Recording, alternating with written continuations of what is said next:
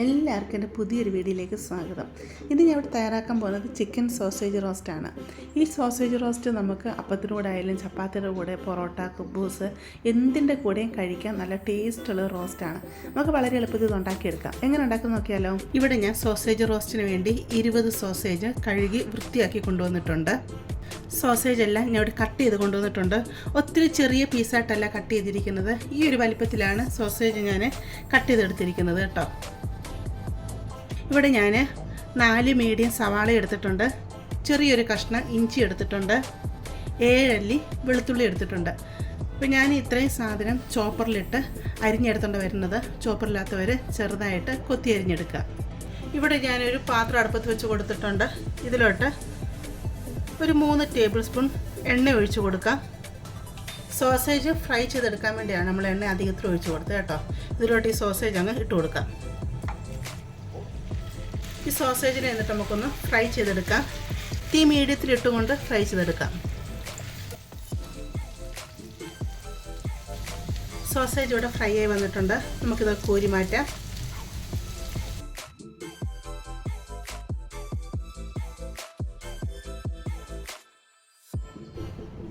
ബാക്കിയുള്ള എണ്ണയിലോട്ട് ശകലം കടുകിട്ട് കൊടുക്കാം. കടുക് ഇവിടെ പൊട്ടി വരുന്നുണ്ട്. ഇതിലോട്ട് ചോപ്പറിൽ അരിഞ്ഞ് വെച്ചിരിക്കുന്ന സവാള, ഇഞ്ചി, വെളുത്തുള്ളി ഉണ്ടല്ലോ, അതങ്ങ് ഇട്ട് കൊടുക്കാം. നല്ലതായിട്ട് ഇളക്കിയും കൊടുക്കാം. സോസേജ് ഫ്രൈ ചെയ്ത് മാറ്റിയപ്പോൾ എണ്ണ കുറവാണെന്ന് തോന്നുവാണ്, ശകലം എണ്ണയോട് ഒഴിച്ച് കൊടുക്കാം കേട്ടോ. പെട്ടെന്ന് വേണ്ടി വരാനായിട്ട് ഇതിലോട്ട് കുറച്ച് ഉപ്പിട്ട് കൊടുക്കാം. ആവശ്യത്തിനുള്ള കറിവേപ്പില ഇട്ട് കൊടുക്കാം. ഇത് നല്ലതായിട്ട് ഇതിനെ വഴറ്റി ഇത് ലൈറ്റ് ബ്രൗൺ കളർ ആവുന്ന വരെ നമുക്കിതിനെ വഴറ്റിയെടുക്കാം. തീ കൂട്ടിയിട്ട് തന്നെ നമുക്കങ്ങ് വഴറ്റിയെടുക്കാം കേട്ടോ. ഉള്ളി ഇവിടെ നല്ലതായിട്ട് വഴണ്ട് വന്നിട്ടുണ്ട്. ഇതിലോട്ട് വേണ്ട പൊടികൾ ഇട്ട് കൊടുക്കാം. 1 ടീസ്പൂൺ കാശ്മീരി ചില്ലി പൗഡർ ഇട്ട് കൊടുക്കാം. 1.5 ടീസ്പൂൺ മല്ലിപ്പൊടി, 1/4 ടീസ്പൂൺ മഞ്ഞൾപ്പൊടി, 1/2 തൊട്ട് 3/4 ടീസ്പൂൺ വരെ കുരുമുളക് പൊടി ഇട്ട് കൊടുക്കാം. എരിവിനനുസരിച്ച് ഇട്ട് കൊടുക്കാം. നല്ലതായിട്ട് ഇതിനെ അങ്ങ് ഇളക്കിയെടുക്കാം. മല്ലിപ്പൊടിയുടെ, മുളക് പൊടിയുടെയൊക്കെ ആ പച്ച സ്മെല്ല് മാറുന്ന വരെ നമുക്കിതിനെ ഒന്ന് വഴറ്റിയെടുക്കാം. മുളകിൻ്റെയൊക്കെ സ്മെല്ല് മാറി വന്നിട്ടുണ്ട്. ഇതിലോട്ട് 1/2 ടീസ്പൂൺ ഗരം മസാല കൂടി ഇട്ട് കൊടുക്കാം.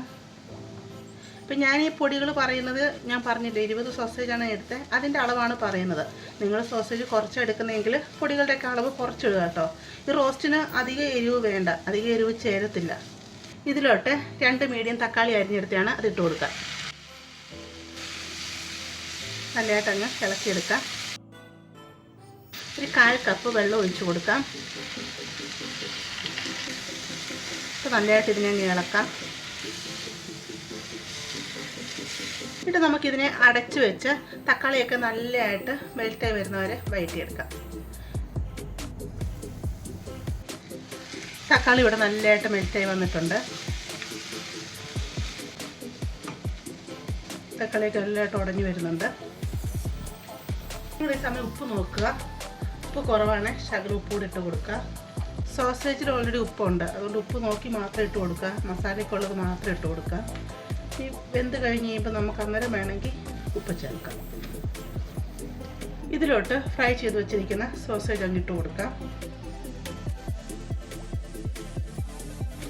നല്ലതായിട്ട് ഇളക്കി കൊടുക്കാം.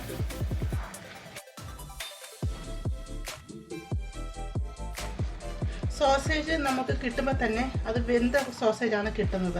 അത് വേവിച്ചിട്ടാണ് നമുക്ക് സോസേജായിട്ട് തരുന്നത്. പിന്നെ നമ്മൾ ഫ്രൈയും കൂടെ ചെയ്തെടുത്തപ്പോഴത്തേക്ക് സോസേജ് ആവശ്യത്തിന് വെന്ത് വന്നിട്ടുണ്ട്. ഇനി ഇത് വേകാനായിട്ടൊന്നുമില്ല. നല്ലതായിട്ട് ഇതിനെ ഇളക്കിയെടുത്തിട്ട് നമുക്കിതിനെ അടച്ചു വെക്കാം. തീ മീഡിയത്തിലിട്ട് നമുക്കൊരു 5 മിനിറ്റ് ഇതിനെ വേവിച്ചെടുക്കാം. നമ്മളിത് അടച്ചു വെച്ചിട്ട് 5 മിനിറ്റ് ആയിട്ടുണ്ട്. ഇളക്കി നോക്കാം.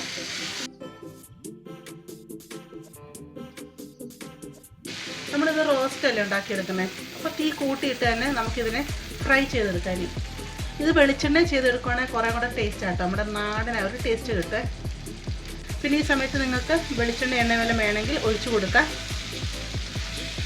നമുക്കിതിനെ തീ കൂട്ടിയിട്ട് ഇളക്കി ഫ്രൈ ചെയ്തെടുക്കാം. അപ്പം ഈ ഒരു രീതി മതിയെങ്കിൽ ഈ രീതി നിങ്ങൾക്ക് എടുക്കാം. ഒരു ശകലം കുരുമുളക് പൊടി കൂടി ഇതിലോട്ട് ഇട്ട് കൊടുക്കാം. അതുപോലെ പെരിഞ്ജീരകം പൊടിച്ചതുണ്ടെങ്കിൽ അതും കൂടെ കുറച്ചിപ്പോൾ ഇട്ട് കൊടുക്കും, നല്ല ടേസ്റ്റാണ് കേട്ടോ. എൻ്റെ കയ്യിൽ പെരിഞ്ജീരകം പൊടിച്ചത് ഇരിപ്പില്ല, അതുകൊണ്ട് ഞാനിപ്പോൾ ഇട്ട് കൊടുക്കുന്നില്ല. എരിവൊക്കെ നോക്കിയിട്ട് മാത്രം ഇട്ട് കൊടുക്കുക. ഇത് ഫ്രൈഡ് റൈസിൻ്റെ കൂടെ, ചപ്പാത്തിയുടെ കൂടെ, പൂരി, അപ്പം ഇതിൻ്റെ കൂടെ ഒക്കെ കഴിക്കാൻ നല്ല ബെസ്റ്റ് കോമ്പിനേഷനാണ്. കുഞ്ഞുങ്ങളൊക്കെ സ്കൂളിൽ പോകുമ്പോൾ നിങ്ങളിത് കൊടുത്തു വിട്ടാൽ അവർ പെട്ടെന്ന് ഫുഡ് കഴിച്ച് തീർക്കും. ഇവിടെ മക്കൾ സ്കൂളിൽ പോകുമ്പോൾ ഞാൻ ചപ്പാത്തി കൊടുത്തു വിടുമ്പോൾ ഇതുപോലെ റോസ്റ്റ് ഉണ്ടാക്കി കൊടുത്തു വിടും, സോസേജ്. അപ്പോൾ രാവിലെ ഇവിടെ 6 മണിക്ക് ബസ് വരും. അന്നേരം കുഞ്ഞുങ്ങൾക്ക് രാവിലെ നമുക്ക് ഉണ്ടാക്കി കൊടുക്കാൻ പറ്റത്തില്ല. അപ്പോൾ തലേ ദിവസം ഇതുപോലെ റോസ്റ്റ് പോലെ ഈ രീതിയിലാക്കി വെക്കണം. എന്നിട്ട് തണുത്ത് കഴിയുമ്പോൾ ഫ്രിഡ്ജിൽ വെച്ചിട്ട് ആവശ്യത്തിനുള്ള സോസേജ് മാത്രം രാവിലെ എടുക്കുക. എന്നിട്ട് ശകലം തിളച്ച വെള്ളം ഇതിലോട്ട് ഒഴിച്ച് കൊടുക്കുക. എന്നൊരു 2 ടേബിൾ സ്പൂൺ വെള്ളം ഒഴിച്ച് കൊടുക്കുക. എന്നിട്ട് അത് അടച്ച് വെച്ച് നല്ലതായിട്ടങ്ങ് തിളപ്പിച്ച് 1 മിനിറ്റ് അങ്ങ് തിളപ്പിച്ചെടുക്കണം, തീ കുറച്ച് വെച്ച്. എന്നിട്ട് പിന്നെ ശകലം വെളിച്ചെണ്ണ വല്ലതും വേണമെങ്കിൽ ഒഴിച്ച് കൊടുത്ത് പിന്നെ കുറച്ചും കൂടെ നല്ല ബ്രൗൺ കളറിൽ റോസ്റ്റ് ആക്കി എടുക്കണം.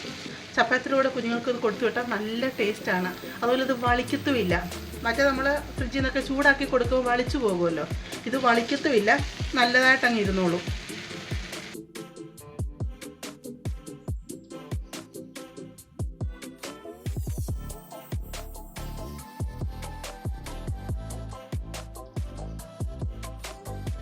സോസേജ് റോസ്റ്റ് ഇവിടെ റെഡി ആയിട്ടുണ്ട്.